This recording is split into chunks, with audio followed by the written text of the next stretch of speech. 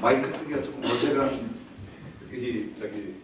멘트인데 일단 오늘 다시 한번 느낀 게 교수님들은 말씀을 잘 하시는 것 같아요. 한 10분 하실 것 같아요. 30분 하셔가지고 제가 되게 걱정되는 게 저는 사실은 제가 한 두어 가지 걱정이 되는데 하나가 첫째는 이런 구성으로 제가 뭐라 그럴까 발표해 본 거는 이렇게 말씀드리는 건 처음인 것 같아요. 대개는 상당히 뭐라 그러나 이렇게 동질적인 공대생들 앞에서 하거나 뭐 대학원생들 앞에서 하거나 이래서 제가 오늘 드릴 말씀을 어떻게 해야지 여러분들한테 잘 전달하거나 같이 공유할 수 있을까 하는 걱정이 하나 앞서고요. 두 번째는 사실은 제가 요즘 뭐 예를 들면 뭐 테드 강의 뭐 이런 것처럼 막 15분, 20분에 쫙 하는 이런 거에는 굉장히 익숙치가 않아가지고 내가 한번 많이 뺐다 하면 2시간은 사실은 해야 돼서 처음에 우리 고 교수한테 나 2시간은 줘야지 그래도 내가 하고 싶은 말 했는데 그런 1시간 반 줄게 해서 1시간 반 준 것 같았는데 제가 보기 35분이 벌써 날아가서 아마 시간대로 하면 55분에 제가 하고 싶은 얘기를 다 할 수 있을지 또 순발력을 좀 발휘해야 될 것 같습니다. 다시 한번 반갑고요. 서설이 깁니다만 그래도 이 서론이 굉장히 중요한 것 같은데 저는 귀 빠지고 처음으로 성균관대학교에 들어와봤습니다. 사실은 저 앞에서는 제가 굉장히 많이 놀았거든요. 저쪽 명륜동이나 뭐 이 앞에서는. 근데 막상 들어온 건 처음 들어와봤고요. 근데 들어온 데 느낌이 굉장히 좋았습니다. 정말 가을을 그대로 느낄 수 있었고 그리고 아까 뭐 소개하시면서 뭔가 인연을 다 이렇게 하는데 저는 인연이 별로 없는 것 같아서 오히려 또 반대적인 인연이 저 사실 이게 굉장히 낯설거든요. 지금 에어컨 사실은 저희 음식점 들어갔다가도 이거 보이면 그냥 나와버리는 죄송합니다. 이게 할 수 없이 이런 사실은 선의의 경쟁을 통해서 사실은 굉장히 발전한 거기 때문에 나쁘게만은 보지 말아주시고요. 오늘 사실은 저는 정확히 오늘 내가 이렇게 뭐랄까 어디언스에 대해서 정확히 파악을 못 해가지고 사실 조금 심각한 얘기를 하려고 생각을 했어요. 제목은 Innovation for a Better Life. 사실 그거는 이노베이션이라는 얘기를 하고 싶었고 Innovation for a Better Life는 사실 우리 LG전자의 슬로건입니다. 이노베이션을 통해서 우리 고객들한테 새로운 삶을 드린다는 우리 슬로건이기 때문에 또 제가 연봉이 꽤 높은데 사장님 편하게 하시죠. 네, 연봉을 받는 이 시간에 제가 밖에 나와서 또 다른 일을 하니까 그래도 회사 선전을 조금 하려고 은근히 집어넣고 사실은 뒷부분에도 원래 2시간 아니 1시간 반 프로그램에는 한 20분 정도 저희 회사 소개를 곁들여서 좀 하려고 하는데 그건 제가 빼야 될 것 같아요. 이게 이노베이션이 왜 필요할까요? 사실 오늘 제가 강의한다기보다도 교수님들 앞에서 제가 강의하겠습니까? 말이 안 되는 거고 왜 생각을 같이 해봤으면 좋겠어요. 저는 사실은 요즘 제가 회사를 1982년에 석사과정을 졸업하고 들어갔으니까 지금 만 35년이 이제 지났습니다. 지금까지 굉장히 뭐라 그럴까요? 꿈을 갖고 활기 있게 뭔가 해낸다는 성취감을 가지고 계속 살아왔다고 보는데 최근 몇 년간이 가장 뭐라 그럴까요? 어려운 것 같아요. 사실 회사 생활하면은 언제나 그런데 매년이 언제나 제일 어려운 해예요. 사실 어렵지 않은 해가 하나도 없는데 제가 보기에는 이게 조금 아주 메가 트렌드로 봤을 때 대한민국이 처해 있는 위상이 우리 산업계에서 바라볼 때 굉장히 기로에 서 있다. 다시 말씀드리면 제가 회사에서 얘기하기는 정말 우리 후배들한테 온전한 이 자산을 물려줄 수 있을 건가. 집에서 보면 우리 아이들한테 정말 꿈을 갖고 새로운 일을 만들게 해줄 수 있는 건가? 학생들 앞에 설 때는 여러분들이 정말 그 사회에 나왔을 때 정말 일할 만한 우리 잡 코리아 만드셨던 분도 계시지만 정말 일할 만한 환경을 제공해 줄 것인가 하는 게 굉장히 큰 고민으로 다가오더라고요. 실제로 이제 나이로 보면 어쨌든 간에 저 같은 경우는 이제 꽤 이제 거의 은퇴에 가까워지는 나이거든요. 그러다 보니까 더욱더 그런 게 걱정이 되고 무엇을 만들어줘야 여러분들이 조금 더 나은 환경에서 일을 할 수 있을 건가 했을 때 결론으로 보면 결국은 문화를 만들어줘야 되는 시스템을 만들어줘야 되는 건데 시스템이라는 게 결국은 최종적으로는 얘기가 너무 비약하긴 하지만 이거 시간이 좀 짧아져서 중간을 생략하는 거지만 결국은 우리의 문화로 귀결될 것 같다. 사실 그게 오늘 제 말하자면 말씀드리고 싶은 주제고요. 그럼 왜 어려운가? 지금 제가 왜 그런 고민을 하는가? 고민의 원천이 왜 언제부터? 사실 언제부터는 최근인 것 같아요. 이제 여기 데이터 사이언스과까지 만들어야 되는 처지가 된 세상의 변화입니다. 사실은 왜 그런가? 사실 옛날에 제가 회사에 들어갔을 때 정말 자고 나면 과장되고 자고 나면 부장되고 아니 나는 바빠 죽겠다. 나는 더 안 올라가고 싶은데 계속 올려주고 이게 어떤 시대에 그랬겠습니까? 성장하던 시대, 확장하던 시대, 무섭게 성장했거든요. 제가 LG전자 82년도에 들어갔을 때 매출액이 5천억이었습니다. 5천억. 지금 LG전자가 얼마 정도 하실 것 같아요? 그 기준으로 매출액으로만 보면 물론 사실은 저 회사는 훨씬 더 컸어요. LG전자만 하더라도 5천억이 50조 이상, 60조 정도, 100배, 적어도 100배입니다. 그러니까 한 30년 사이에 100배가 성장. 사실은 저희가 성장이 꽤 지금 멈춰있기 때문에 실은 한 20년 사이에 100배가 성장. 성장한다는 건 뭡니까? 우리 김원수 사장님이 제일 잘 아시죠? 성장한다는 건 일자리가 마구마구 만들어요. 일자리가 마구마구 생기는 거예요. 더더구나 우리 회사원 입장에서 보면 승진의 자리가 마구마구 생기는 거예요. 정말 제가 LG전자에서 겪어온 직함 한번 쭉 불러볼까요? 사원, 대리, 과장, 부장, 선임부장, 이사부, 이사, 상무부, 상무, 전무, 부사장, 사장. 이 중에서 제가 어떤 직급을 제일 오래 했을 것 같아요? 네, 교수님들 잘 아시죠? 사장. 사장만 지금 제가 9년째, 10년째가 하고 있어요. 그 앞에 있는 직급에서는요, 2년, 3년 머물러 본 적이 없어요. 제가 잘나서 그런 거냐? 아니에요. 마구마구 컸기 때문에. 하면 과장이 부족한 거예요. 자고 나면 부장이 부족한 거예요. 근데 여러분들 어떻게 될까요? 여러분들 어떻게 될까요? 일단 들어가기도 어려워요. 들어가기도 어려워요. 들어가도 다 이제 그래서 이제 저희도 직급을 이제 바꿨어요.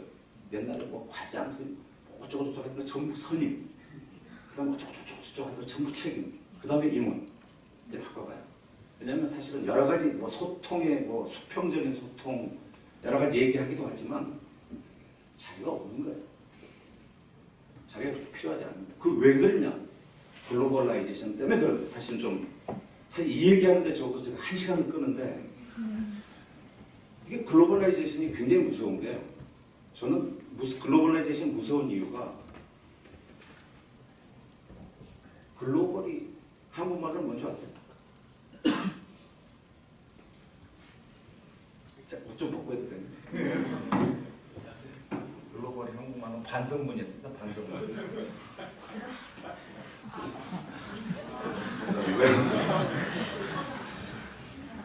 그 글로벌라이제이션이 무서운 게요. 사실은 제가 기억하기에 저 단어를 언제부터 많이 쓰기 시작했냐면 소위 김영삼 정부 때 세계화라는 말로 글로벌라이제이션. 근데 이 세상에 제일 나쁜 게 뭐냐? 이제 우리가 나쁘게 물들었기 때문에 제가 제일 무서워하는, 이 세상에 제일 나쁜 게 뭘까요? 하지 않았는데 했다고 생각하는 거예요. 그러니까 내가 아직 부족하다, 안 했다, 아니다고 생각할 때는 가능성이 굉장히 많을 때 하면 되니까. 근데 했다고 생각하고 너무너무 많이 말을 했을 때, 그때는 근데 실제로는 안 했는데, 저 글로벌라이제이션이 대표적으로 그런 단어인 것 같아요. 그러니까 김영삼 정부 때부터 지금까지 우리가 글로벌라이제이션. 사실은 냉정하게 생각해 볼까요? 우리가 몸담고 있는 지금 각계각층에서 그 글로벌라이즈가 됐다, 소위 국제화가 됐다, 세계화가 됐다 할 수 있는 계층이 어디 있을까? 그게요, 아이러니하게 힘이 있는 곳일수록 사실은 글로벌라이즈가 가장 안 돼 있어요. 거꾸로 딱 그렇게 보시면 돼요. 그러니까 사실은 여기하고 우리가 예를 들면 저희가 지사를, 글로벌 지사를 한 200여 국에 가지고 있어요. 아마 저기 한 210여 국 정도 가지고 있을 거예요. 우리 외무부가 대사가 파견되어 있는 곳이 아마 100곳이 안 돼요. 종업원 수, 외교관 수 등등등등 비교해 보면 사실은 그래도 비교적 대기업이 국제적인 경쟁도 하고 글로벌라이즈가 비교적 됐다고 생각합니다. 그런데 그럼에도 불구하고 실제로 저기나 우리가 글로벌라이즈가 됐냐? 글로벌라이즈가 됐다는 정의는 정말 글로벌 시스템에 맞게 시스템이 움직이고 있고, 거기에 어떤 사람이 들어오더라도 그 시스템에 의해서 움직일 수 있어야 글로벌라이즈가 되는 거거든요. 근데 우리는 아직도 한국 사람이시고요. 한국말, 뭔가 한국적인 컬처에 안 맞으면 외국인 임원들 엄청나게 들어왔다가 다 잘려요. 금방 잘리는 게 아니라 못 버티고 가는 거죠. 글로벌라이즈 안 됐다는 얘기예요. 그래서 지금 뒤에서 말씀드리겠지만 우리가 굉장히 일부 영역에서 사실은 어떤 대량 생산이라든지 과거에 우리가 소위 말하는 패스트 팔로우로서 잘해왔던 여러 가지 이니셔티브를 쥐고 저희가 지금 버티고 있는 거지, 정말 글로벌 회사로서 세계를 리드해 나갈 수 있는 역량이 있느냐 하는 점에서는 상당히 부족하다. 다른 섹션, 사회의 다른 섹션은 제가 보기에 거의 말할 필요가 없다고 저는 감히 생각합니다. 그래서 결국은 이 글로벌라이제이션 때문에 이제는 이노베이션이 필요하다. 사실 그 얘기를 하고 싶은 건데, 그러면 그걸 누가 해야 되는 거냐? 제가 조금 지금 비관적으로 얘기하고 있는데, 그럼에도 불구하고 결론적으로 이것도 말씀드리면 우리가 또 다른 꿈을 꾸어야 됩니다. 지금까지 우리가 산업화를 이루어낸 여러 가지 발전 과정, 그때 꾸었던 꿈, 이게 지금 새롭게 변하는 여러 이 움직임에서 보면 굉장히 좌절을 많이 주게 됩니다. 어렵다는 생각이 굉장히 많이 들어요. 그렇지만 다시 한번 리포지셔닝을 해야 될 때다. 그래서 꿈을 가져야 되고, 거기에 가장 중요한 정신 중에 하나가, 특히 요즘 굉장히 더 그렇습니다만, 과거 우리가 민주화 과정에서 겪어온 여러 가지 그 제도적으로나 사회적인 움직임 때문에 굉장히 네거티브한 테킹들이 많이 지배를 하고 있어요. 사실 그런 생각을 가지고는 이 비전을 실현하는데 전혀 도움이 안 된다는 얘기 좀 하고 싶고요. 그래서 결국은 이 어려움을 뚫고 나가는 길이 결국은 이노베이션이라는 단어 하나로 요약을 할 수가 있을 것 같고, 마지막으로 그걸 누가 해야 되느냐? 이거는 당연히 사회 리더를 포함해서 우리 모두가 궁극적으로 문화를 바꿔나가는 이런 목표를 가지고 해야 된다. 이게 오늘의 사실 결론이고, 사실 시험을 봐야 되는 사람들은 여기까지만 듣고 나가셔도 될 것 같고요. 그래도 이제 각서를 좀 하나하나 좀 붙여보겠습니다.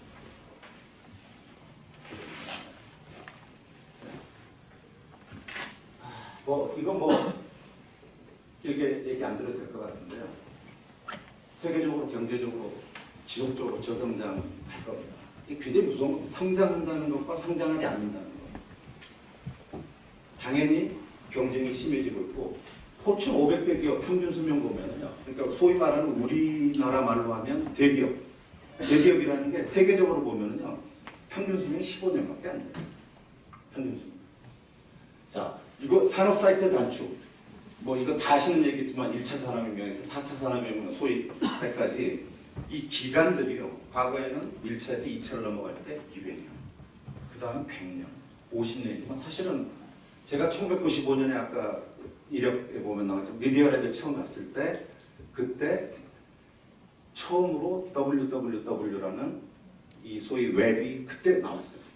근데 지금 이 웹을 기초로 한 인공지능, 빅데이터, 지금 여러분들 데이터 사이언스 이런 얘기가 결국은 번성하게 되는데 불과 지금 30년 동안 걸렸어요. 그리고 사실은 세상이 완전히 바뀌었어요. 그때는 구글 없었습니다. 그죠? 야후 없었습니다. 페이스북 당연히 없었죠. 이게 다 그 뒤로 생겨요. 세상을 지금 바꾸고 있는 기업들. 그게 1, 20년 사이에 나오고 있고 그 사람들이 정말 막강한 데이터와 데이터 분석력을 통해서 세상을 장악해가고 그 정도로 빠르게 지금 변하고 있는 거예요. 이거 수없이 들어보셨을 겁니다. 우리가 처한 입장, 아까 제가 간략하게 말씀드렸지만 지금까지 저희는 사회 전반 시스템이 다 패스트팔로 소위 남들이 세팅해놓은 고울과 남들이 세팅해놓은 여러 가지 사회와 시스템의 모습들을 우리의 근면성과 사실은 초창기에 지금도 그것 때문에 많은 사회적인 갈등이 있지만 소위 저임금 그러니까 사실은 산업의 변혁기에서 늘 있는 거잖아요. 뭐 산업혁명 시대 영국 다 마찬가지예요. 저임금, 노동력 활용 이런 것들로 급속하게 성장해도 우리는 그나마도 엄청난 압축 성장을 했기 때문에 그 부작용은 굉장히 크죠. 당연히. 그런 시대에서 커온 이 사람들이 이제는 더 이상 그런 전략은 통하지 않는 거예요. 왜냐? 당연히 저임금, 그 다음에 뭐 남들을 가지고 남들이 해놓은 거를 그대로 베껴가는 이거는 이제 중국이 우리보다 더 잘하고 이제 중국도 모자라서 베트남, 인도네시아 저임금 국가로 자꾸 넘어가는 거죠. 이제는 저희가 설 땅이 없는 거예요. 그러니까 우리 패러다임을 바꿔야 되는 거예요. 새로운 걸 만들기 시작해야 되는데 새로운 생각을 시작을 해야 되는데 아까 말씀드렸던 문화가 그걸 받쳐주지 않는 거예요. 리더들부터 이미 우리가 정치적으로 봐도 MB 시절부터 보면 과거 패러다임입니다. 사실은 과거 성공의 기억이 미래를 완전히 보장하는 게 아니라 방치는 거죠. 왜냐? 방법이 바뀌어야 됩니다. 사실 회사도 마찬가지. 지금 회사에 있는 저를 포함한 사장, 임원 이런 사람들 전부 어떻게 성장해 온 거예요? 과거 패러다임으로 성장해 온 거예요. 목표가 주어졌다는 거예요. 구체적으로 목표가 주어진 거예요. 그랬을 때 가장 열심히 가장 많은 사람들의 힘을 합해서 일사불란하게 커왔던 게 패스트팔로. 이제는 그렇게 되는 게 아니에요. 이제 일사불란한 거 필요 없을 수도 있거든요. 이제는 내가 생각을 해야 돼요. 리더가 가장 많이 알아야 돼요. 사실은 저희 때만 해도요. 워낙 급하게 성장을 하다 보니까 늘 제가 과장일 때는 우리 부장님들은 그냥 책상에 앉아 계시고 우리 열심히 일하고 또 좀 이따 보면은 그분은 또 하나 더 올라가 있고 또 우리가 열심히 일하고 이런 시대였거든요. 지금은 그래서 이제 내가 사장이 되고 보니까 제가 보기에는 과거에 한 과부장이 하던 일 제가 다 해야 됩니다. 사실은 이제 여러분들 세대에는 그나마도 일할 게 없어지는 거예요. 사실 이대로 계속 가면. 어쨌든 이 패러다임이 완전히 바뀌어야 되는 이런 시점에서 여러분들이 지금 처해 있는 거고 결국은 그거를 전체적으로 한번 좀 이 바닥에서 좀 기저에서 보면 지금까지 우리는 상당 부분 효율성, 코스트라고 되어 있는 게 표시는 코스트로 되어 있지만 결론적으로는 효율 위주. 그러니까 효율이라는 거는 값이 싸게 돼야 된다. 그러니까 값이 싸다는 거는 전체적으로 들어가는 인풋을 최소화시키고 거기서 아웃풋을 내는. 그래서 그러니까 아웃풋은 정해져 있고 인풋을 어떻게 하면 최대로 효율적으로 만드느냐. 여기에 우리가 초점을 맞춰왔던 거고, 당연히 남들을 따라하는 거기 때문에 기능도 각자가 갖고 있는 기능도 될 수 있으면 이것저것 조금씩 많이 알면 돼요. 이것도 조금 참견하고 저것도 조금 참견할 수 있는. 그래서 요즘 헷갈리게 되는 게 뭐냐면 융복합이라는 말 엄청나게 많이 해요. 여기서 융복합이라는 말 잘못 쓰면 큰일 나요. 융복합이 정말 하나의 완전한 깊은 기반을 두고 다른 거를 이해한다는 뜻이지, 이것도 조금 알고 저것도 조금 섞고 이건 아무것도 아니에요. 이거는 소위 말하는 이 후자는 소위 말하는 아까 패스트 팔로우 시대에 통합니다. 이제는 정말 깊은 기본의 뿌리를 두고 그 다음에 주변을 이해해서 종합해내는 이런 능력이 필요합니다. 저 뒤에는 제가 주로 회사에서 하는 얘기 때문에 생략하지만 뒤에 이 얘기는 결국은 뭐냐면 사실은 굉장히 이제는 만드는 사람이 뭔가를 만들어내는 세상이 아니라 받는 사람이 만들어내는 세상이에요. 받는 사람이 편하게 써야 돼요.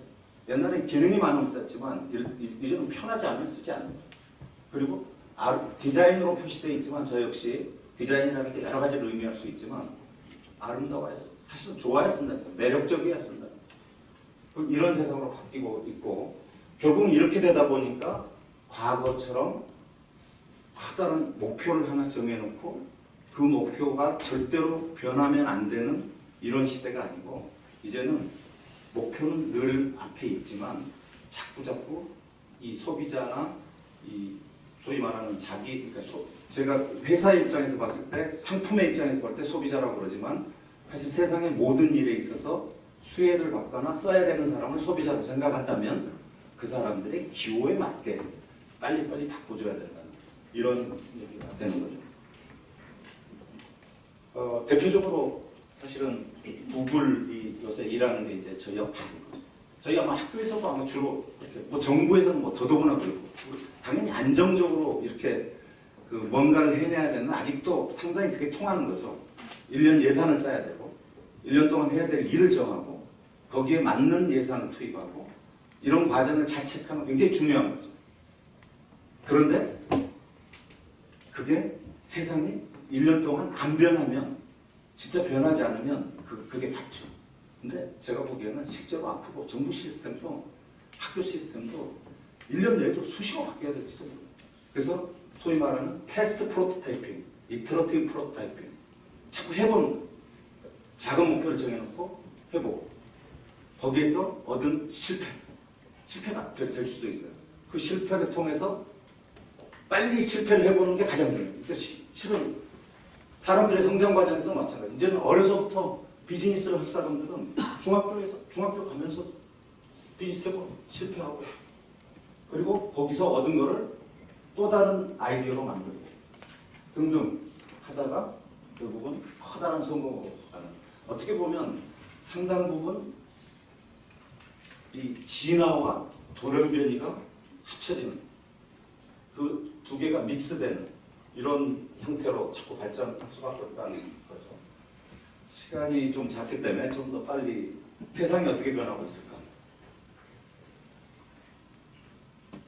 일단 가장 큰 게 사회 트렌드 변화죠. 사실은 사회 트렌드 변화, 이거 저거 더 잘 아시겠지만 고령화, 당연히 의료 발달, 저출산, 고령화, 노동인구 당연히 감소화, 도시화, 그러면서 가치관은 다양하고,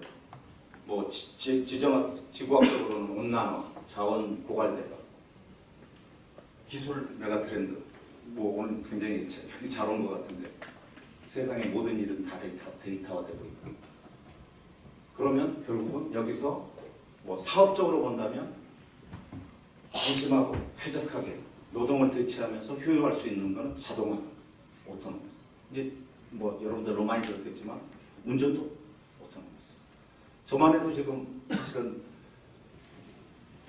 자동차, 자율자동차라는 게 사실은 5단계가 있거든요. 지금 시중에서 이제 돌아다닐 수 있는 게 뭐 테슬라가 3단계 정도를 한다 그러는데 사실 이미 뭐 트럭에 박아버리고 뭐 아직 그러니까 굉장히 그 얼리 스테이지죠. 그렇지만 2단계 정도의 자율주행. 2단계 자율주행은 뭐냐면 사람이 어느 정도 간섭은 하지만 상당 부분 적어도 정해진 길에서는 자율적으로 가는 거죠. 우리 현대자동차 EQ900 정도만 돼도 지금 2단계 자율주행이 되거든요. 사실 그 정도만 돼도 제가 운전을 좋아하는 편이라 휴일에 고속도로 운전해 보면 사실 2단계 자율주행차를 타다가는요 절대로 자율주행이 없는 차는 타지 못합니다. 사실. 운전이 너무 힘들어진다. 그러니까 점점 더 이렇게 될 거고 퍼스널라이즈.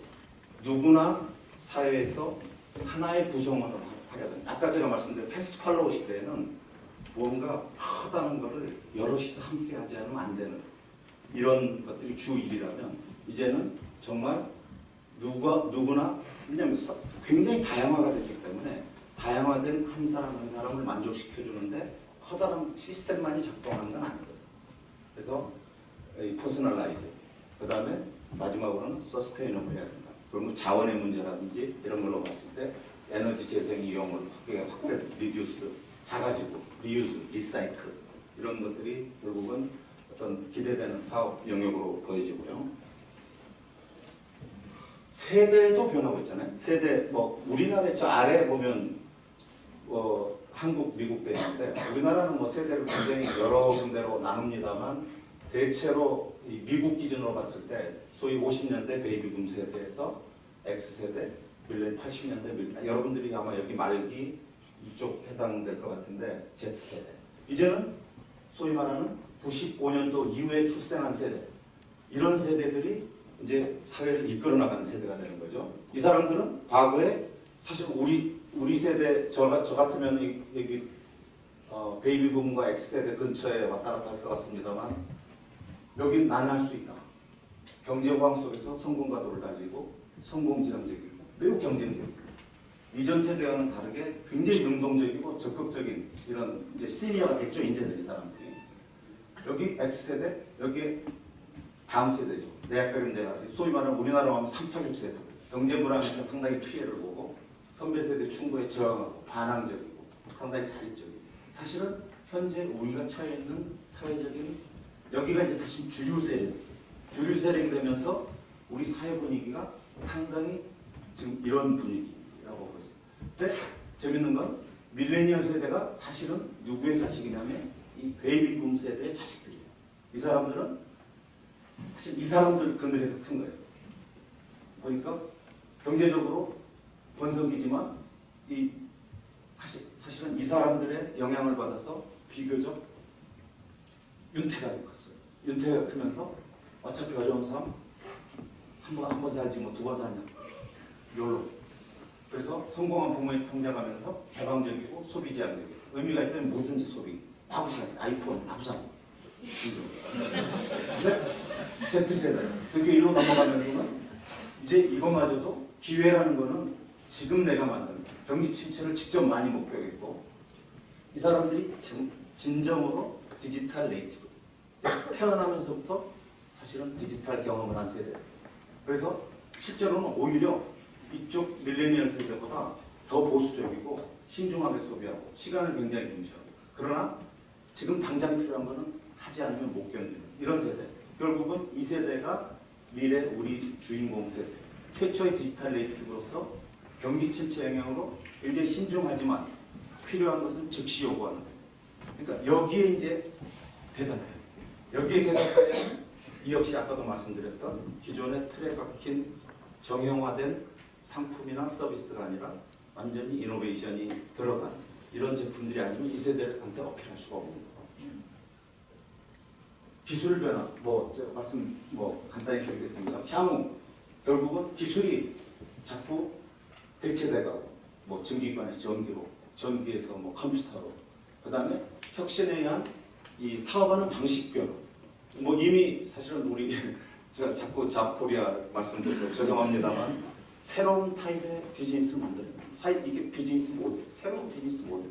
과거에는 물건을 만들어서 팔거나 서비스를 취하고 이런 게 아니라 사람과 사람을 연결해주고 사람과 기업 구직자 기업과 연결해주고 연결과 연결 사이에서 사실은 비즈니스가 나옵니다. 그러니까 아까 말씀하시는데 정규직을 했던 어떤 뭐 잡코리아보다 알바를 하는 알바몬이라고 했네. 그게 매출이 훨씬 크다. 당연히 정규직 한 번 들어가면 더 이상 고객이 되려면 2년 기다려야 되는데 알바는 들어갔다 나왔다. 여기는 되게 좋은 거죠. 매출은 왕창 올라가는. 근데 그게 비즈니스 모델인 거죠. 정규직은 좋은 거고 알바는 나쁜 거야. 나는 만약에 등식을 만약에 머릿속에 갖고 있어. 그러면 알바몬이라는 게 죄송합니다. 제가 엉터리 소리를 하는지 모르지만 알바몬이라는 걸 만들 때 알바는 뭐 작은 거 아니야? 뭐 이런 식으로 생각을 했다면 그럼 비즈니스 전망이 안 좋은 거죠. 근데 우리 김 사장님은 그걸 꿰뚫으신 거죠. 알바가 더 자주 바뀌니까 수수료는 내가 거기서 더 많이 빼먹겠구나. 맞나요? 네. 대충 그런 것 같아요. 네. 어쨌든 그래서 가치와 소위 가치가 이제는 상품의 질이 어떠냐가 아니라 고객한테 주는 가치가 바로 돈입니다. 그래서 고객한테 주는 가치가 뭐냐? 사실은 이제 오늘 여기 써놓지는 않았지만 플랫폼이란 말도 좀 굉장히 많이 해요. 이코시스템이란 말도 굉장히 많이 해요. 이코시스템 플랫폼이 뭐냐? 결국은 그 사슬에 가치 사슬에 들어와 있는 혹은 그 이코시스템에 들어와 있는 모든 사람들에게 적절한 베니핏을 주면서 내가 따먹을 수 있는 걸 찾아내는 거예요. 과거에는 그냥 물건을 만들어서 팔아서 그걸 가지고 수익을 얻는 이거 여기에만 우리 익숙해 있는 거예요. 근데 길목을 지켜요. 플랫폼이랑 사실 길목을 지켜요.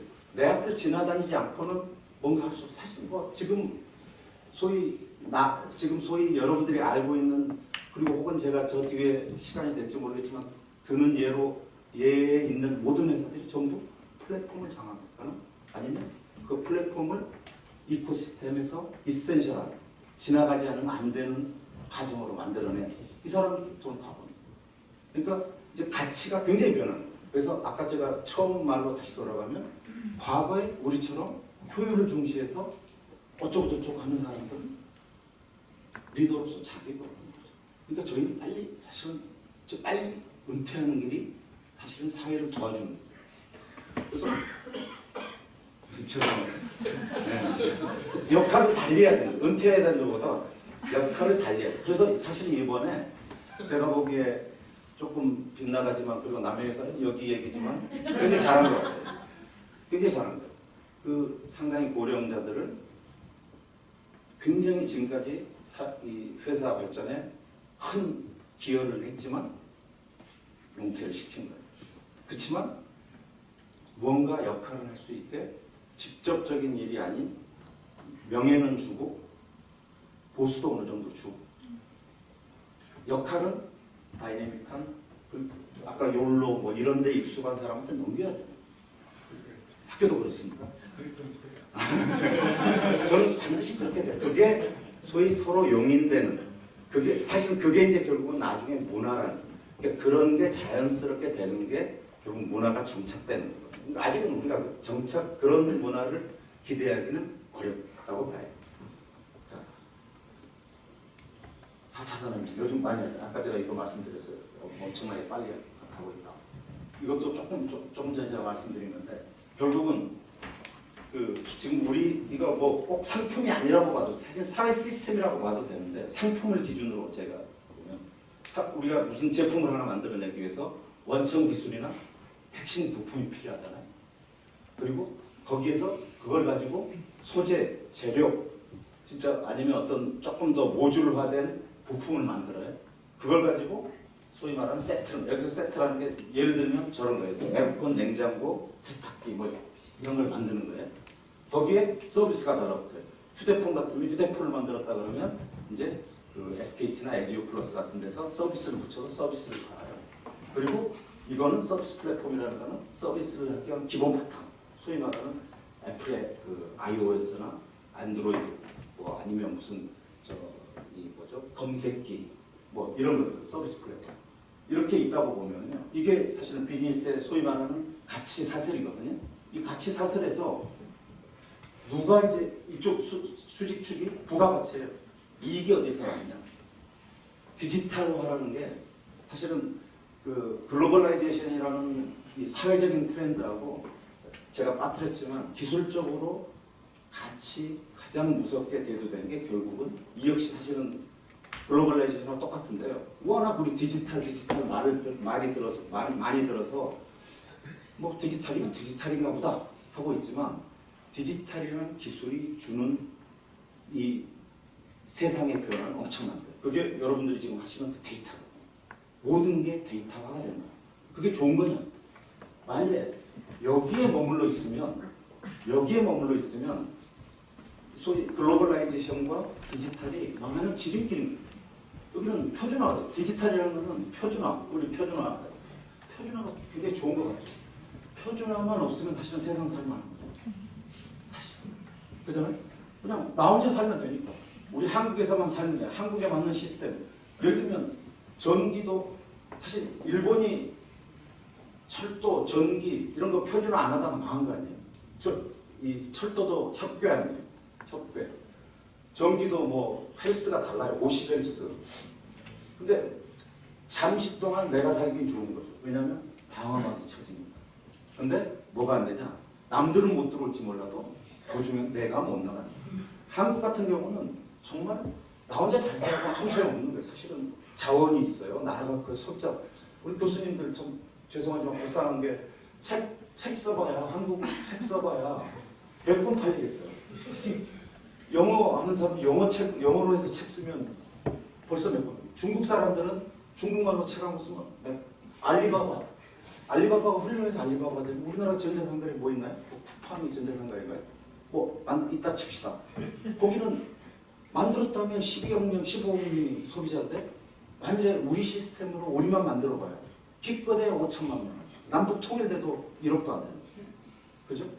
그러니까 디지털화가 되면 우리는 망하는 거예요. 글로벌라이제이션도 우리를 망하게 만드는 거예요. 나가지 않는 거예요. 그러니까 나가야죠, 당연히. 그래서 글로벌라이제이션은 나가야 되는 거고 디지털은 디지털이기 때문에 우리가 또 나가야 되는 거예요. 그래서 글로벌라이제이션 굉장히 중요해요.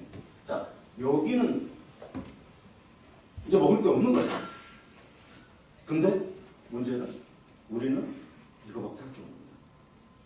여기 서비스 네이버, 뭐 카카오 엄청 큰 소리 치지만 끽해봐야 이 안에서 뭡니까? 끽해봐야 이 안에서. 그죠? 그러니까 그 사람들 너무 존경하지 마세요. 이 안에서 놀고 있는 거죠. 이 안에서. 자포리야. 넓히나요? 넓혀야죠. 넓히지 않으면 제가 보기에 넓히기 힘드니까 하신 거예요. 넓혀야 돼. 그러니까 나가지 않으면 안 되는 거죠. 아니면 내 체질에 이쪽이 안 맞다 싶어. 사실은 이쪽으로 갈수록 문화 센츄리. 문화의 근본은 뭐냐면 또 언어예요. 제가 아까 MIT 미디어랩을 갔을 때 어땠습니까? 어떤 분이 저한테 질문하더라고요. 제가 그때 나 영어는 못해가지고 혼났습니다. 저 그래도 영어 꽤 한 편이에요. 근데 진짜 붙으면 한 2레벨만 내려가면 못하겠는 거예요. 말이 안 나오는 거예요. 근데 언어와 문화가 결국은 서비스를 창출하는 거거든요. 그러니까 여기는 누가 먹겠어요? 그냥 자연적으로 보면. 저기 누가 먹는 영어를 쓰거나 중국어를 쓰는 사람이 없는 거예요. 인구가 영어 인구 25, 중국어 인구 30억이니까 그거 아니면 서비스가 안 되는 거예요. 언어가 중요한 게 아니라 언어도 중요하지만 언어로 인한 사고의 체계. 안 되는 거예요. 그러니까 사실은 우리는 실은 이쪽이 더 가까워요. 이쪽이 더 가까운데 딜레마가 뭐냐면 이쪽도 이쪽과 마찬가지고 시간이 엄청나게 됩니다. 그러니까 적어도 부품 하나가 소재 하나가 성공을 하려면 20년, 30년을 수없는 실패를 하고 견뎌내야 돼요. 근데 우리 여기서 놀았거든요. 여기서 노는 거는 여기는 아까도 말씀드렸지만 정해져 있거든요. 이미 에어컨 다른 사람이 만들어 봤거든요. 일본에서 만들어 봤거든요. VCR 일본에서 만들어 봤거든요. 그거를 하다 보니까 당연히 성공률은 100%여야 돼요. 성공률 100%. 납기 1년 아니면 2년도 딱 정해야 되는 거예요. 1년, 2년 안에 성공을 못하면 페일이에요. 근데 아까 제가 그 페일리어 모델을 보여드렸지만 그것처럼 페일하면 다시 살 기회가 있냐? 아니죠. 페일하면 잘리는 거예요. 우리는 페일하면 잘리는 거예요. 그러니까 안 되는 거예요. 그래서 사실 우리 체제는 이쪽이지만 기다리는 힘이 없는 거예요. 그러니까 지금 굉장히 그래서 제가 답답하다는 거죠. 답답하다. 여기는 이래서 못 가고 저기는 이래서 못 가고 여기는 아닌가 봐가 이미 드러났다. 어떻게 해요? 그죠? 그러니까 지금 사실은 어떤 교수하시던 분이 되게 혼내고 왔다 뭐 이런 거 얘기할 때가 아니에요. 누가 누구를 혼내요? 웃기는 거예요. 누가 누구를 혼내는 거예요 지금? 누가 누구를 혼내는 겁니까? 아 이거 방송은 안 나가는 거예요. 하나 거기는 빼세요. 일자리요. 텔레마케터 이제 금방 없어질 거 알죠? 그 다보스 포럼에 거 이제 하도 많이 보셨을 거예요. 이거 일자리 이거 없어지기 요거 창출하지 마세요. 일자리 창출. 사실은 웃고 말하지만 굉장히 심각한 거고 생각을 여기서도 또 많이 해야 되는 거예요. 그래서 우리가 어디에 이제 집중해야 되는지 결국은 난리를 쳐봐야 자 두 가지인 것 같아요. 커스터머 센츄리, 이노베이션. 자 아까 제가 말씀드렸던 지금까지 우리의 사고방식이 뭐냐면 이 파란 커브 우리의 사고방식이 이 커브입니다. 코스트, 기능을 마구 넣어요. 아무리 집어넣어봐야 코스트가 아무리 높아져도 예를 들면 냉장, 에어컨이 오늘 잘 에어컨에 저 천장에 붙는 에어컨에 지불하고 싶은 소비자의 생각이 있어요. 그 저항선이 있어요. 이게 이 라인이. 코스트가 어느 정도 만졌다면 예를 들면 동대문에서 대충 그 만드는 걸 넘어가고 대량 생산하기 시작하는 정도가 되면 이 커브를 이쪽으로 넘어오는 거예요. 여기는 아무리 이제 돈을 많이 들여도 저기다 금을 붙이지 않는다면 값은 일정한 거예요. 근데 과거에는 우리가 이 게임이었거든요. 그래서 이 코스트를 줄이는 게임을 했거든요. 그러니까 코스트 줄였는데 이미 여기 넘어왔기 때문에 코스트를 아무리 줄여도 이게 안 나오는 거예요. 오로지 이익을 낳는 방법은 이노베이션입니다. 뭔가 확 달라지는 뭐가 있어요. 그게 최근에 확 한번 달라졌던 게 아이폰이에요. 사실. 미안해 말하기 싫지만 우리가 그전에 200불밖에 우리가 이게 200불 곡선이 있어요. 휴대폰의 곡선. 아이폰이 400불을 확 받은데 사실 별 차이 안 나는 것 같아요. 근데 거기에 뭐가 있는 거예요? 오로지 결국은 고객의 지불가치. 고객의 지불가치 이거 제일 잘 설명한 게 우리 여자 교수님들 계시지만 안 드신 것 같은데 워낙 저기 지금 사실 보통 여자들이 그 제일 설명이 좋은 건 그거다. 핸드백. 그죠? 네. 사실은 동대문표나 H표나 실은 퀄리티는 이 이상 가면 별 차이 안 나요. 그죠? 동대문표하고 거기다 넣어야 지갑 넣고 그지 뭐 거기다 뭐 특별히 다 동대문표에는 금 못 넣네. 근데 어느 시점이 되면 어느 브랜드를 보면 아줌마들이 확 사요. 말도 안 돼. 1,000만 원, 2,000만 원. 그죠? 그게 나쁜 거냐? 아니죠. 소비자의 만족을 엄청 해요. 그거 하나를 줌으로써 디그니티를 엄청 높입니다. 그렇게 사실은 브랜드를 만들어 온 거예요. 사실. 그 전에 이미 굉장히 여러 가지 수단을 동원해서 만든 사실은 그게 굉장히 눈에 보이지 않는 이노베이션입니다. 그리고 그게 마지막으로 뭘로 나타나면 브랜드 이노베이션입니다. 이제 그런데 우리가 천착하지는 않네요. 소위 말하는 이제는 코스트라는 거는 가격으로 보는 게 아니라 가격이 아니라 지불가치예요. 내가 기꺼이 취미의 정의가 뭔지 아세요? 취미? 오 교수님 취미의 정의 10분밖에 안 남아요. 취미 취미의 정의가요. 제가 보니까 사실 이게 지불가치예요. 취미가 결국은 자기의 시간과 돈을 아낌없이 쓸 수 있는 게 취미죠. 내가 자전거가 취미다 그러면 옆에 사람이 자전거가 취미가 아닌 사람이 보기에는 황당한 거죠. 막 자전거를 1,000만 원 주고 사고 솔직히 이해가 안 되는 거예요. 자전거 20만 원이면 똑같이 굴러가고 기능상 아무 차이가 없는데 쟤는 1,000만 원 주고 사요. 엊그저께 내가 텔레비를 우연히 보다 보니까 난 그런 애가 있는지도 몰랐는데 그림이 뭐더라? 이름도 엄청 이상한데 무슨 래퍼 아니 말고 도끼가 뭐 차 가지고 있는 거뭐 롤스로이스 팬텀 6억짜리 7억짜리 그뭐 7대 8째 지하에 막 자기 거 막 주차해 있는 거 막 있대요. 근데 난 걔 멋있다고 생각했어. 이제 걔를 또라이라고 하면 안 되는 거예요. 그러니까 우리 같은 패스트 팔로워가 실용주의자들은 그러니까 이런 데 익숙해 있는 사람은 걔를 또라이다. 근데 저는 조금 회사 조금 더 오래 있어도 될 것 같아요. 저는 걔가 또라이로 안 보이더라고요. 아, 쟤는 돈을 쓸 줄 아는 거야. 그럼 자기 취미인데 자동차가 자기 취미라면 아낌없이 써야죠. 그잖아요. 취미 중에 이거 좀 위험한 발언인데 위험한 건 아니고 사실은 선의로 하는 거. 사실 인간이 가장 원천적으로 힘들어하는 게 뭡니까? 생명에 대한 자기 자신의 뭐랄까 죽음에 대한 그죠? 그리고 이런 것 때문에 사실 종교를 믿는다. 그죠? 사실 종교를 믿는데 예를 들면 교회를 다니는데 11조 헌금을 하라는데 11조가 좀 안 가요. 그럼 아직 그 사람 교인이 좀 덜 돼.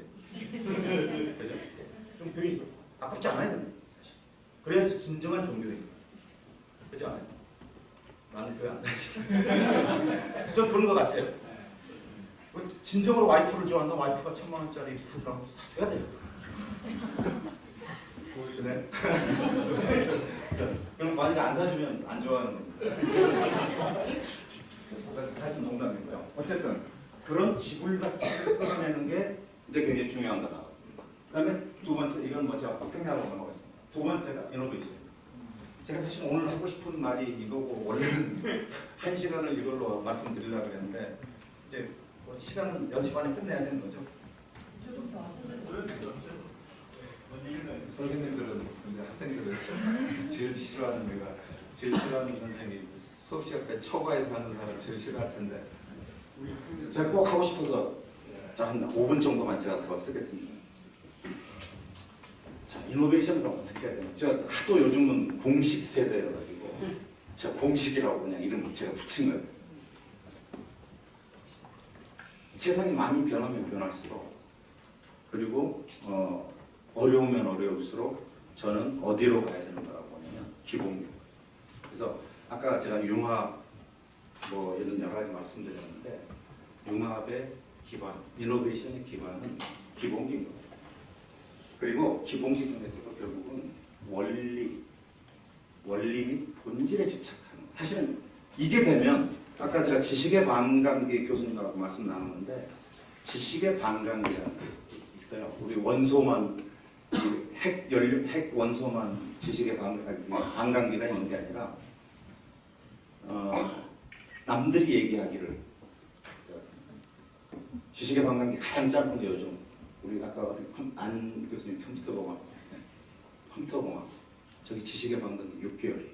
그러니까 교수님이 알고 있는 거 6개월이 지나면 효용성이 2분의 1로 떨어집니다. 6개월 지나면 12개월 지나면 진짜 만약 공부를 하나도 안 했다 그러면 거의 2분의 1에 2분의 1 되는 거니까 4분의 1 되는 거예요. 그 다음 6개월 지나면 4분의 1에 2분의 2니까 8분의 1로 줄어드는 거예요. 그래서 그런 의미에서 보면 여기 다양한 바가 있는데 예를 들면 고고학과 이런 건 지식의 반감기가 1000년쯤 돼요. 1000년 동안 아무것도 안 해도 1000년 전에 뭐 조금 땅이 어디서 또 가다가 돌뿌리 쳐가지고 뭐 하나 더 나오기 전까지는 안전하게. 자, 그러면 컴퓨터공학과 다닌 사람이 불쌍한 거냐? 저는 반대로 생각합니다. 지식의 반감기가 짧아야 기회가 있다. 지식의 반감기가 길면 동문학과 교수이신데 동문학과도 지식의 반감기 도구가 얼마나 변하겠어요? 저기는요 교수님만 안전한 거예요. 학생들은 틈이 없는 거예요. 저 교수님이 나가기 전까지는 교수 자리가 없는 거예요. 그잖아요? 근데 지식의 반감기가 짧은 데는 내가 진짜 본질적으로 다른 거를 잘 하거나 새로운 기회를 찾아낼 수 있어요. 그래서 새로운 기회도 있을 수 있고요. 사실은 그렇게 바뀌기 때문에 실은 교수님도 안전하세요. 왜냐하면 본질의 원리에 충실하다면 6개월 내에 새로운 걸로 업데이트할 수가 있거든요. 그러니까 오히려 게으른 사람들은 존재할 수가 없어요. 게으른 사람들은 존재할 수가 없어요. 그러니까 기회도 많고 게으른 사람 존재. 뭐 말을 또 다른 데로 갔지만 굉장히 중요합니다. 그래서 사실은 이공계나 저는 인문계나 다 중요한 게 예를 들면 수학, 물리학, 인문, 철학 이런 굉장히 중요합니다. 이게 사실 기본이잖아요. 이 기본이 안 되고는 사실은 융합 있을 수 없는 거예요. 아까 패스팔로우 시대에 이것저것 대충 할 수는 있지만 본질적인 개혁, 이노베이션은 할 수 없는 거예요. 기본이 아니에요. 자, 이거 뭐 뒤에도 말씀드리겠지만 그냥 우리 피아노 같은 거 알잖아요. 피아노 같은 거 보면 처음에 정말 얼마나 기본에 충실합니다. 뭐 그다음에 두 번째 거기에 이 아까 제가 트렌드를 말씀드렸는데 결국은 이 트렌드에 대해서 굉장히 민감해요. 트렌드가 굉장히 민감해요. 그리고 그 트렌드에 늘 호기심이 있어요. 그래서 사실은 저는 수업 시간에 졸면 누구 책임이에요? 수업 시간에 학생들이 졸면 누구 책임이에요?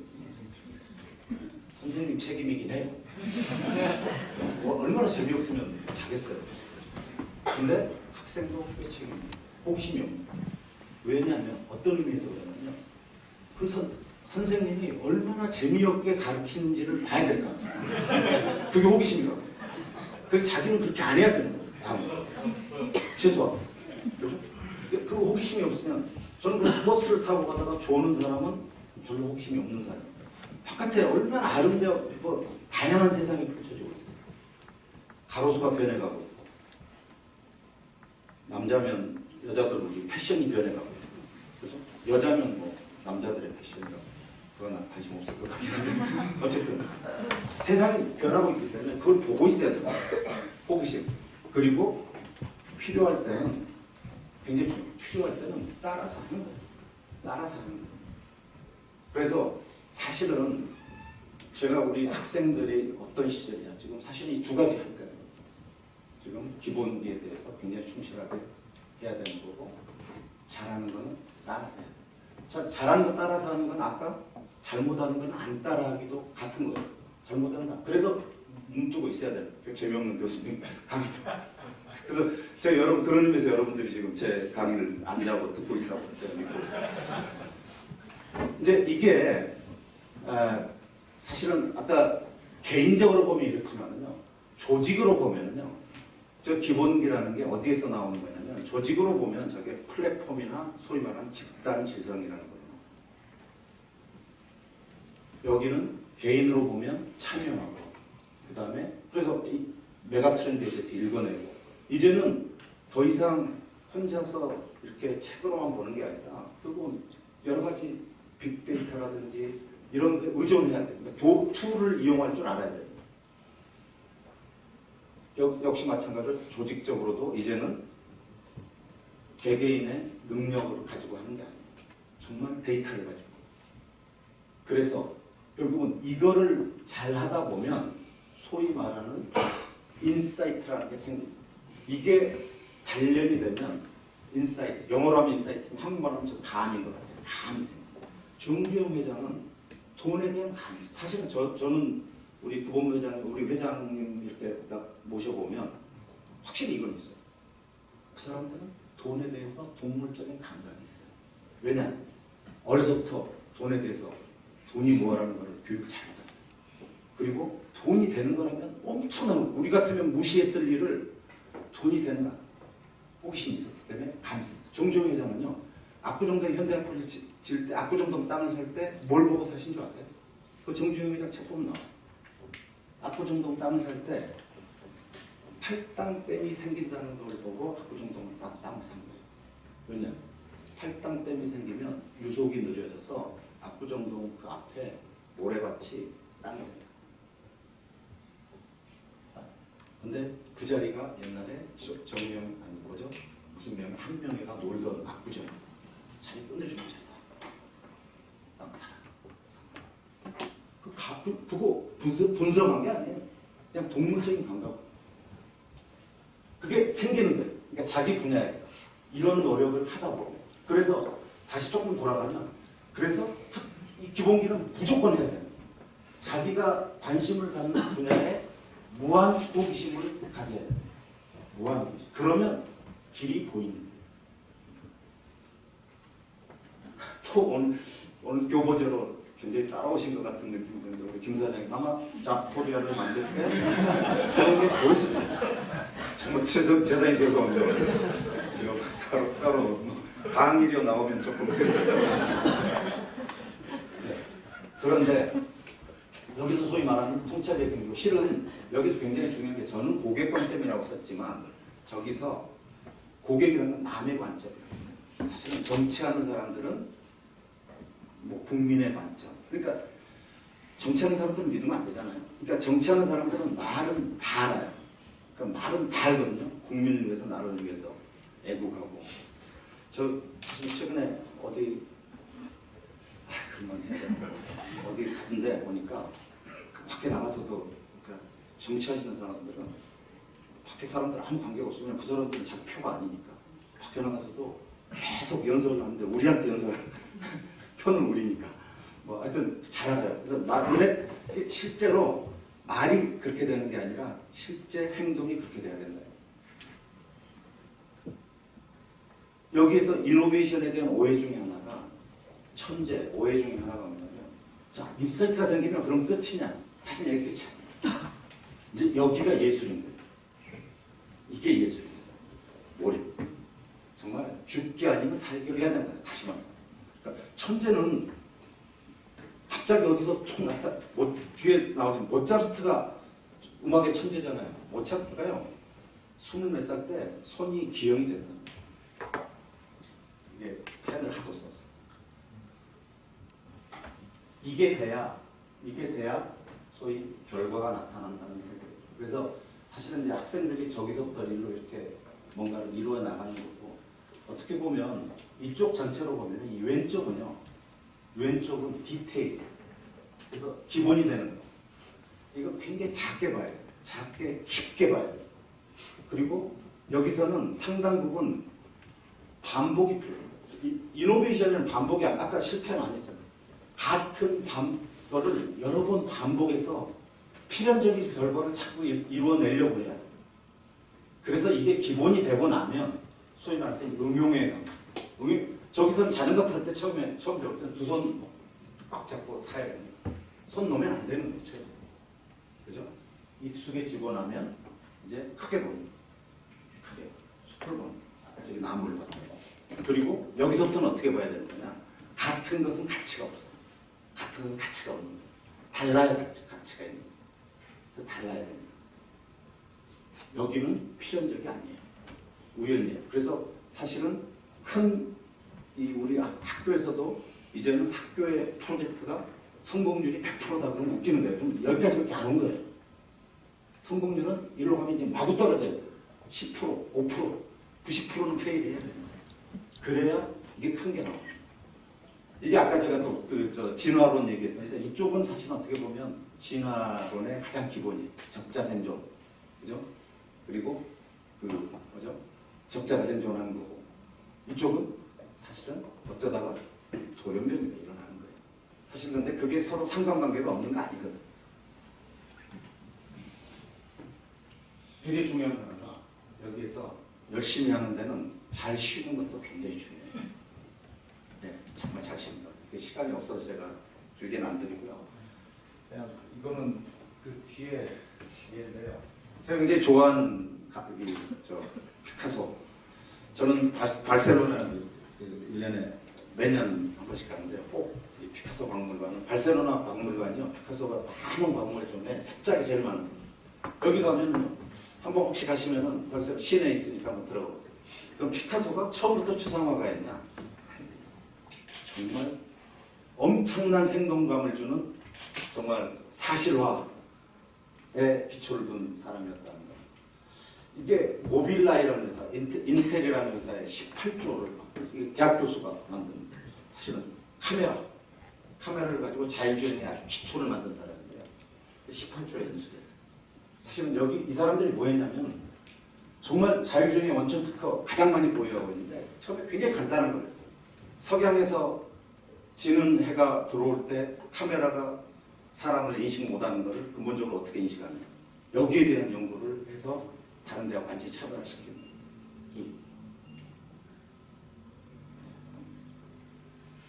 그 두 번째가 열린 사고. 제가 그냥 이름만 듣겠어요. 손정희 사장 제가 굉장히 잘 아시는 분이고 저도 교류를 많이 해봤는데 이 양반이 무슨 과 나온 줄 아세요? 손정희 사장. 대학 전공을 뭐 하시는 거 혹시 아세요? 예, 그러실 게 굉장히 잘 말씀해 주신 거예요. 그러리라 생각하시는 분이 대부분인데 경영학. 네, 경영학과 나오셨고. 근데 이 사람이 발명이 그 학교 다닐 때 200개가 넘어요. 그러니까 이 사람은 뭐냐? 자기는 본질에 집착하고, 그러니까 본질이 아니라 소비자의 니즈에 집착하고 만드는 거는 다른 사람 시키면 된다고. 처음에 이 사람이 시드머니를 지금은 수조의 부자지만 시드머니를 어디서 마련했냐면 영어 사전을 가지고 80년대 초에 인텔이라는 데서 4비트짜리 마이크로 프로세서가 나왔다는 걸 사노스의 머큐리라는 신문에서 봤대요. 보니까 이게 CPU라는 건데 막 이런 걸 한다. 사람의 머리처럼 뭐 행동하는 거다. 이걸 딱 보고 자기가 지금 제일 하고 싶었던 일이 뭐냐면 일본에서 유학을 갔는데 영어 발음을 하면 분명히 자기가 사전을 보고 발음격을 다 잘 읽었는데 못 알아먹는 거예요. 그래서 이게 누군가 말로 해주는 사전이 있었으면 참 좋겠다. 근데 그걸 보고 자기가 블락을 그린 거예요. 자, 이 CPU라는 게 이런 기능을 한다면 누가 이렇게 인풋을 하면 말로 스쿠 발음해주는 그거를 자기가 만들 수는 없잖아요. 그래서 스탠포드의 전기과 교수를 찾아요. 자, 내가 이런 아이디어가 있는데 우리 한번 임플리먼트 해가지고 우리 같이 특허를 공동으로 내서 이 특허 그걸 어디서 팔아가지고 돈이 나오면 반대합시다. 그래가지고 그거를 우리 전기과 교수가 보니까 이거 일도 아니거든. 그래서 학생 2명씩 자기 안 하지 교수는. 학생 2명 시켜가지고 그거 딱 만들어냈어요. 그래서 딱 저기하고 20만 불을 받아요. 20만 불. 그때 돈으로. 그래서 10만 불 전기과에서 쓰고 10만 불 1억 자기 가진 거예요. 그게 오늘날 수조 원 자산의 손정희 회장의 시드머니. 주변에서 무엇이 필요한지를 찾아내요. 나한테 절실하게 필요해요. 필요한 게 뭔지 그걸 찾아내요. 사실 뒤에 저커버그 뭐 있지만 필요한 걸 찾아내는 거예요. 그건 주변에서 답을 찾고 다르게 생각하고 기존의 것들을 새로 조합한다. 이게 여기서 어려운 게 하나도 없는 거예요. 새롭게 발명한다 아니에요. 새롭게 조합한다. 다르게만 생각한다. 답은 멀리서 찾는 게 아니라 내 옆에서 찾는 거예요. 이게 기본. 베조스 이거 생략하겠습니다. 아마존 다 아시고 저프고 이런 모습 원래는 좀 길지만 다 생략하고 넘어갔습니다. 치열하게 몰입해야합니다. 못잡은 카메라에서 말씀드렸고요. 사실은 이 사람들도 다이슨 이 사람이 청소기 하나 만들려고 몇 개를 만들었는지 한번 인터넷에 한번 찾아보십시오. 네.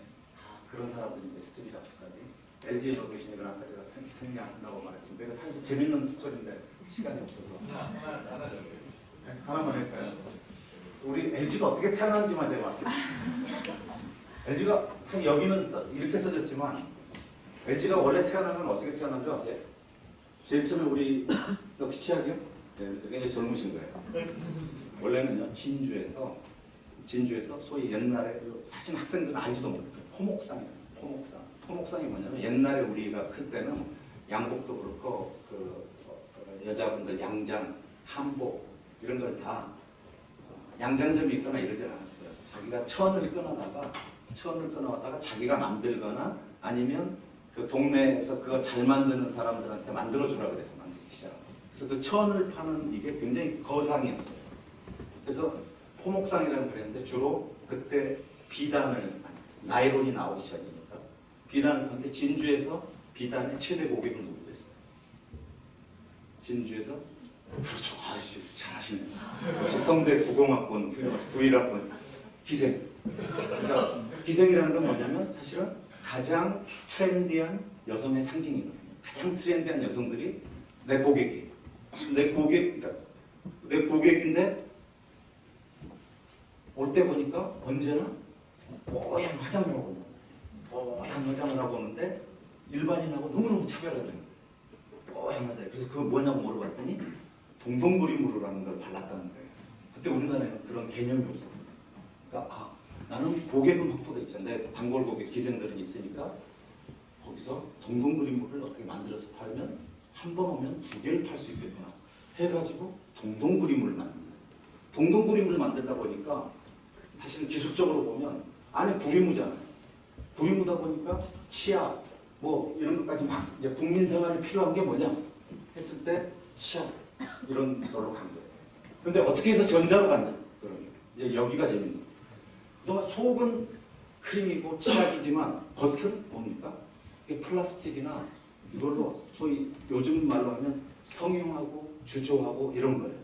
근데 60년대에 보니까 일본에서 트랜지스터 라디오가 나왔는데 속에는 뭐가 들었는지 모르지만 겉은 같은 플라스틱 박스인 거예요. 그래서 우리는 박스를 잘하니까 저 속에 있는 저것만 어디서 가져오면 이게 라디오라는 새로운 아까는 고객을 두고 고객이 있으니까 그 고객을 위해서 전혀 다른 인더스트리에 뛰어든 거거든요. 이제는 고객이 아니고 이 기술을 내가 갖고 있는 게 뭔가를 보니까 나는 껍데기를 갖고 있으니까 안에를 채워놓으면 또 다른 비즈니스가 생기겠다. 이래서 라디오가 만들어졌죠. 그리고 이제 마지막으로 그 뒤에는 다 아실 테니까 사실 마지막 결혼이 이렇게 되리라고 생각은 못했는데 말이 나온 김에 여기 여성분들 많이 계시지만 우리 특히 우리 한국의 소위 여성 해방의 최대의 공로 회사가 어딘 줄 아세요? 당연히 LG입니다. LG가 세탁기를 안 만들었으면 아직 여성들 빨래겠어요. 정말 빨래에서 여러분들 해방시켜줘요. 그것도 고객의 니즈거든요. 여성들을 해방시켜야겠다. 그건 엄청난 사명감을 가지고 좀 거짓말이긴 하지만 그렇게 분석하시는 분 굉장히 많습니다. 자, 저희 쭉 넘어가겠습니다. 쭉 넘어가고 저 그냥 한번 쭉 스캔만 하십시오. 저희 뭐 이런 일을 하고 있습니다. 좀 요즘 제일 관심 있는 게 한번 들어보시죠.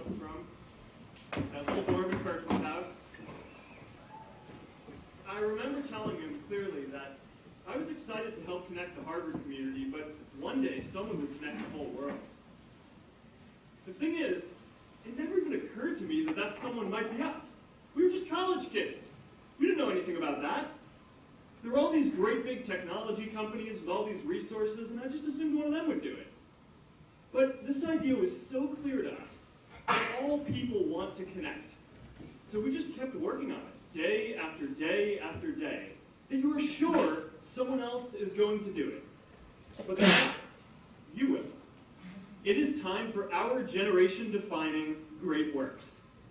How about stopping climate change before we destroy the planet and getting millions of people involved, manufacturing and installing solar? How about modernizing democracy so everyone can vote online? And yes, giving everyone the freedom to pursue purpose isn't going to be free. People like me should pay for it.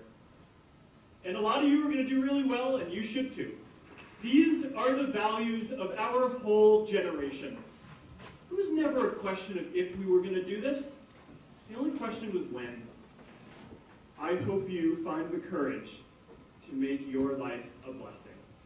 네, Congratulations. 예, 제가 이 얘기 다시 한번 하고 싶은 겁니다. 이제는 저커버그가 아까 제일 처음으로 돌아가서 굉장히 이런 어려운 시대에 처해 있지만 사실은 꿈을 가져야 되고 여러분들이 그걸 할 수 있다는 신념을 가져야 되고 그게 아까 말씀드렸던 기본기를 철저히 하고 계속 열린 사고를 갖고 과거의 패러다임에 맡겨서 박혀서 꼭 대기업에 취직을 해야 되고 더더구나 공무원이 돼야 공무원 계시지만 죄송한데 공무원이 되느라고 그렇게 줄 서 있는 건 사실은 바람직하지 않아요. 정말로 여러분들이 새로운 꿈을 가지고 그 꿈에 매진하시면 여러분들 여기 성공하신 분들 많이 지금 앉아 계시지만 반드시 여러분 될 수 있어요. 그러니까 물론 그거를 조금 더 이렇게 지원해주고 실패해도 이렇게 좀 용서해주고 필요할 때 도와주고 하는 사회적인 시스템이 조금 더 이렇게 받쳐줘야 되겠지만 그럼에도 불구하고 여러분들의 힘으로 여러분이 이끌어 나가야 되는 세상이라는 다시 한번 말씀드리고 싶고 제가 오늘 시간 내 나름대로는 지켰는데 네, 시간 좀 오버해서 죄송합니다. 자, 여기서 마치겠습니다.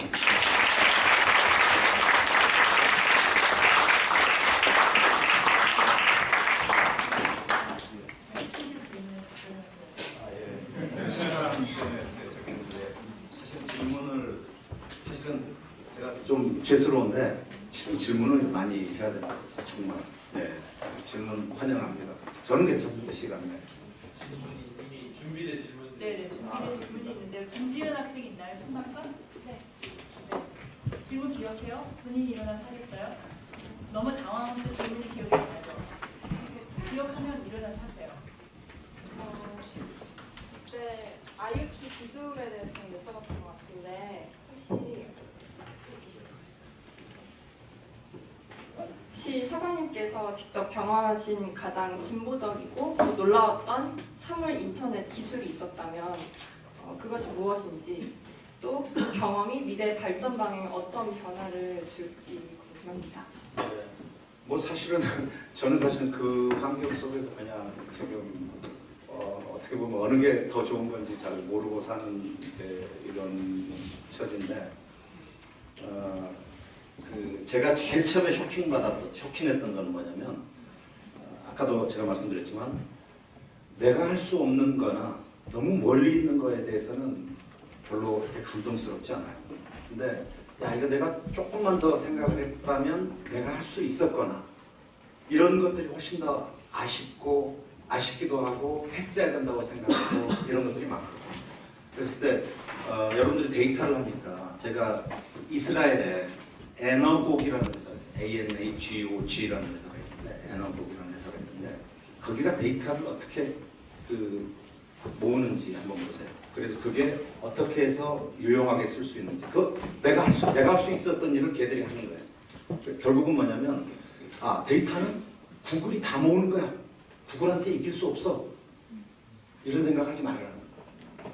구글보다 물론 구글이 굉장히 유리한 포지션에는 있지만 내 나름대로 할 수 있어. 그 사람들은 휴대폰에 뭘 한 거냐. 아까 이코시스템 얘기가 복잡해지지만 이코시스템에 제일 처음에 생각해야 되는 게 이코시스템에 참여자 누구한테나 이익을 줄 수 있어요. 그 생각을 가장 먼저 해야 돼요. 에너곡이라는 회사는 휴대폰에 애플리케이션을 위치 정보를 이용하는 애플리케이션 회사에 그 사람들이 만들어야 되는 기본적인 소프트웨어를 자기가 소위 말하는 플랫폼으로 조그마한 플랫폼으로 만들어놔요. 그래서 예를 들면 나침반 어플리케이션이다. 그러면 나침반 어플리케이션을 만들어야 되는 사람이 만들어야 되는 기본 블락은 그 사람이 다 만들어놨어요. 그 대신 그러면 그 사람은 그 나침반 만드는 사람은 개발비가 확 줄 거 아니에요. 근데 거기에는 뭐가 있냐면 자 그럼 나침반 회사에서 나침반 앱을 누가 올렸다. 그러면 거기서 이 사람은 데이터를 모아가요. 무슨 데이터를 모아가냐. 물론 동의 받죠. 동의한데 동의 별 생각 없이 동의하잖아요. 동의하는 순간 왕창 나가는 거예요. 우리 NFC, GPS, 이 휴대폰에 있는 모든 커넥티비티 정보가 다 나가는 게 와이파이. 그 사람이 어디서 뭘 썼는지 딱 나타나다 보니까 우리가 지금 어디 다니고 있는지가 그 회사에 다 모이거든요.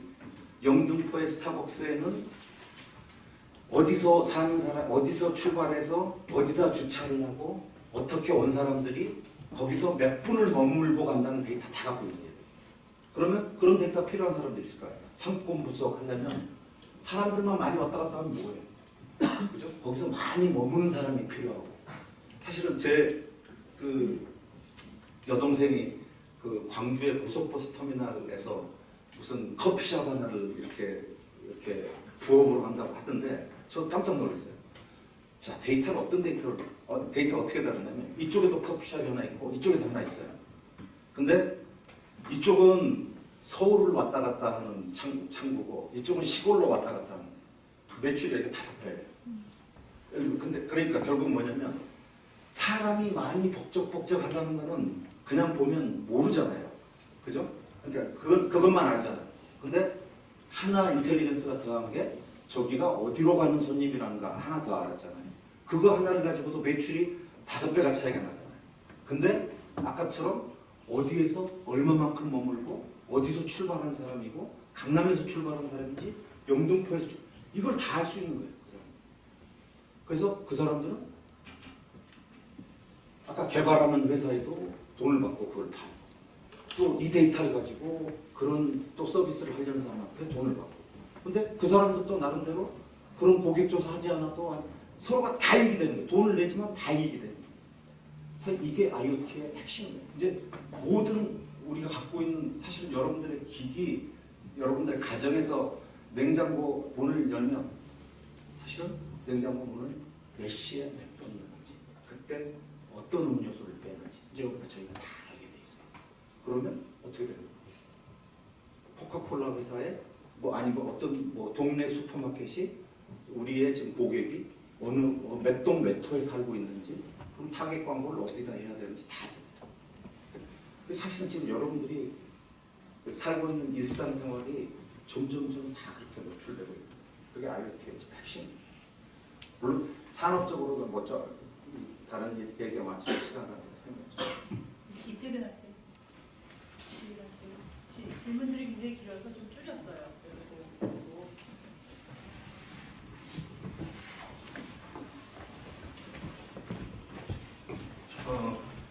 저는 글로벌 경영학과 이태근인데요.